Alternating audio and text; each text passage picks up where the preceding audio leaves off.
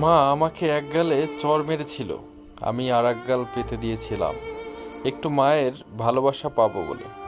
মা আমাকে চড় না মেরে বুকে জড়িয়ে ধরেছিল আর বলেছিল, ওরে বাবু, আমার ভুল হয়ে গেছে। হঠাৎ মায়ের চোখ ভিজে গেল। তুই আমার সোনা, তুই আমার মানিক, 7 রাজার ধন, তোকে কি আর আমি আঘাত করতে পারি? তোর গালে আমি কি চড় মারতে পারি? আমি যে মা, কোনো মা কি পারে তার কোনো সন্তানকে আঘাত করতে?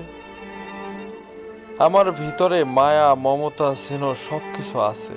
10 মাস 10 দিন গর্ভে ধারণ করেছিলাম, বুকের দুধ খেয়ে এত বড় করেছি।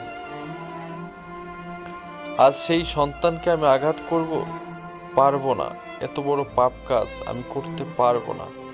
মায়ের এই আবেগ, ভালোবাসা, মাতৃত্ব, স্নেহ, মমতা দেখে আমি অবাক হয়ে মায়ের দিকে তাকিয়ে থাকলাম। হঠাৎ দেখি আমার চোখের নিচে পানি এসে ভিজে গেল। মায়ের গুণ, মমতা, স্নেহ, ভালোবাসা কোনো কিছুর বিনিময়ে পাওয়া যাবে কারো কাছে? কোথাও, কোনো দেশে? আমি বলবো না, পাওয়া যাবে না, কোথাও পাওয়া যাবে না। অথচ এই মা, আমরা ছোটবেলা খাইনি বলে কান্না করতো, ওরে খোকা, পেট ভরে না খেলে তুই বড় হবি কি করে?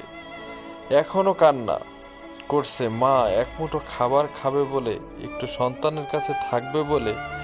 আর সেই মা অবহেলিত হয়ে, অবাঞ্ছিত হয়ে, মায়ের মর্যাদা হারিয়ে, সম্মান হারিয়ে, ভালোবাসা হারিয়ে রাস্তায় রাস্তায় ঘুরে বেড়াচ্ছে ঝড় বৃষ্টি বাদল মাথায় নিয়ে। আমরা কি রকম বিবেকবান সন্তান, আমরা কি রকম মানুষ, মনুষ্যত্ব নিয়ে আছি একবারও কি ভেবে দেখেছি? আমাদের আরো জাগ্রত হতে হবে। মা বাবাকে ভালোবাসতে হবে, তাদেরকে সম্মান দিতে হবে। কখনো যেন তাদের চোখে জল না আসে, কখনো যেন তারা কষ্ট না পায়। যাই হোক, মা বাবাকে নিয়ে এরকম লিখলে দিনরাত 24 ঘন্টা চলে যাবে, তবু লেখা শেষ হবে না। ভুল ত্রুটি হলে ক্ষমা সুন্দর দৃষ্টিতে দেখবেন।